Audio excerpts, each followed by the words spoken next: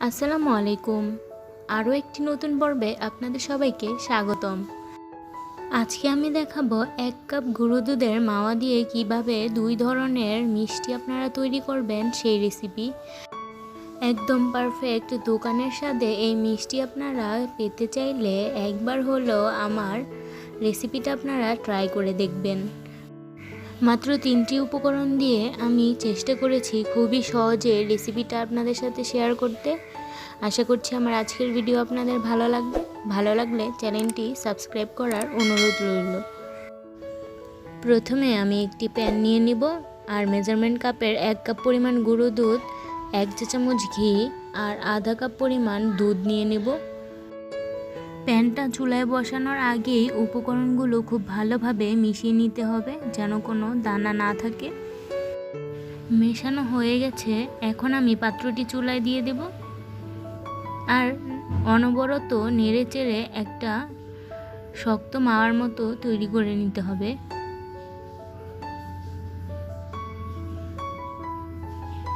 নাড়তে নাড়তে দেখবেন দুধটা দলা পেকে যাবে, এতে ভয় পাওয়ার কোনো কারণ নেই। এইভাবেই মূলত মাওয়াটা তৈরি হয়। দেখুন মাওয়াটা রেডি হয়ে গেছে, এখন আমি চুলা থেকে নামিয়ে নেব। বেশি নাড়া যাবে না, তাহলে কিন্তু শক্ত হয়ে যাবে। এখন আমি একটা প্লেটে উঠিয়ে নিয়েছি। এখন টেবিল চামচের সাহায্যে 3 টেবিল চামচ ময়দা নিয়ে নেব আর নিয়ে নেব 1 চা চামচ বেকিং পাউডার, বেকিং সোডা না, বেকিং পাউডার। অনেকেই বেকিং পাউডার আর বেকিং সোডার মধ্যে ভুল করে ফেলে, এটা কিন্তু বেকিং সোডা না, বেকিং পাউডার।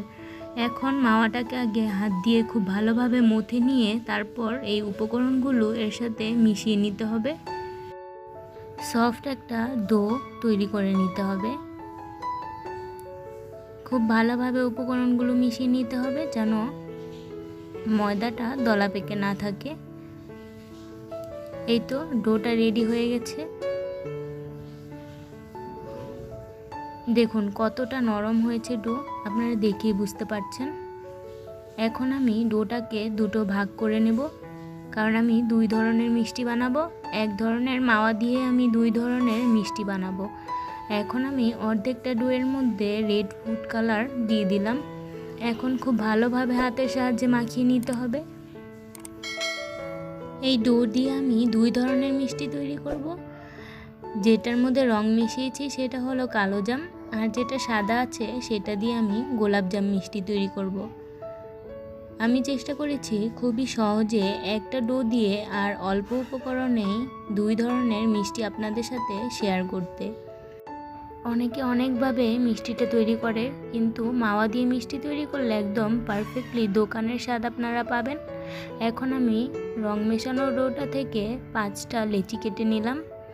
এখন হাতের সাহায্যে খুব ভালোভাবে আগে একটা গোল করে নিব, এরপর হাত দিয়ে একটু লম্বাটে করে নেব।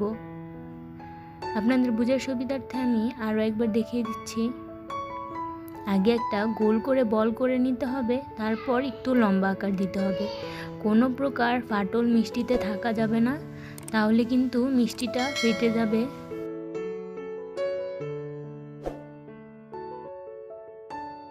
এখন আমি সাদাটা দিয়েও একইভাবে মিষ্টিগুলো তৈরি করে নেব। প্রথমে ছোট ছোট লেচি কেটে তার থেকে একটা নিয়ে হাতের তালুতে খুব ভাবে ঘষে ঘষে গোল একটা বল তৈরি করে নেব।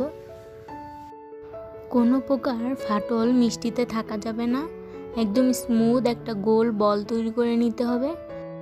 আমি আরও একটি দেখিয়ে দিচ্ছি। হাতের তালুতে নিয়ে ঘষে ঘষে গোল একটা স্মুথ বল তৈরি করে নিতে হবে। ব্যাস, মিষ্টি তৈরি হয়ে গেল। এভাবে সবগুলো মিষ্টি আমি তৈরি করে নেব। আর অন্যদিকে চুলায় আমি প্যান গরম করে তাতে পরিমাণ মতো তেল দিয়ে দেব। তেলটা এমন পরিমাণে গরম হবে যেন আঙ্গুলটা ডুবিয়ে রাখা যায়। এরপর এই মিষ্টিগুলো আমি এতে ছেড়ে দেব একে একে সবগুলো।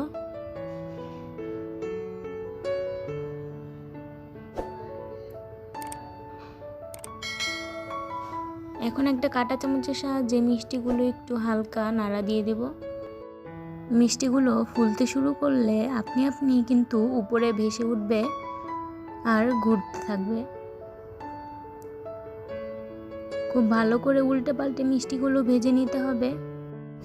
চুলার আঁচ একদম লো হিটে রেখে মিষ্টিগুলো ভাজতে হবে। মিষ্টি ভাজার সময় কোনো প্রকার তাড়াহুড়া করা যাবে না, একদম লো আঁচে মিষ্টিগুলো ভাজতে হবে। আমি গোলাপ জামগুলো উঠিয়ে নেব আর কালো জামগুলো আর একটু ডার্ক কালার করে ভেজে নেব। মিষ্টিগুলো কিন্তু হাই হিটে ভাজা যাবে না, তাহলে শক্ত হয়ে যাবে, পরবর্তীতে শিরাও ভিতরে ঢুকবে না। আমি কিন্তু অনেক ভুল করে করে মিষ্টি বানানো শিখেছি, তাই সেই ভুলগুলো আপনাদের সাথে শেয়ার করলাম। এখন একটি পাত্র নিয়ে নেব। পাত্রে আমি 1.5 কাপ পরিমাণ চিনি দিয়ে দেব আর দেব 3 কাপ পরিমাণ পানি। এই রেশিওতে আপনারা মিষ্টিটা জাল করলে মিষ্টিটা খুব ভালোভাবে শিরায় ডুবে থাকবে আর ভিতরে শিরাটাও ঢুকবে। এখন একটা বলক চলে আসার পর হাত দিয়ে ধরতে পারবেন মিষ্টিগুলো, তখনই মিষ্টিগুলো দিয়ে দিবেন আর ঢাকনা দিয়ে ঢেকে হাই হিটে 10 মিনিটের জন্য জাল করবেন। কোনোভাবেই 10 মিনিটের মধ্যে কোনো ঢাকনা খোলা যাবে না, শুধু হাতলটা ধরে নাড়িয়ে দিতে হবে। 10 মিনিট পর ঢাকনা খুলে দেখাচ্ছি, দেখুন মিষ্টিগুলো আমার জাল করা হয়ে গেছে, মিষ্টিগুলো ফুলে বড় হয়ে গেছে। এখন আমি 2 ঘন্টার জন্য রেস্টে রেখে এরপর পরিবেশন করে নিচ্ছি। কতটা সুন্দর আর লোভনীয় দেখাচ্ছে মিষ্টিটা, আপনারা দেখেই বুঝতে পারছেন। এখন আমি একটা মিষ্টি কেটে দেখাই, কতটা সফট আর জুসি হয়েছে। আশা করছি আমার আজকের ভিডিও আপনাদের সকলের কাছে ভালো লেগেছে। ভালো লাগলে একটি লাইক দিবেন। এখন আমি একইভাবে গোলাপজাম মিষ্টিটাও কেটে দেখাবো কতটা জুসি এবং কতটা পারফেক্ট হয়েছে। আজকের মতো এখানেই বিদায় নিচ্ছি। সবাই ভালো থাকবেন। আল্লাহ হাফেজ।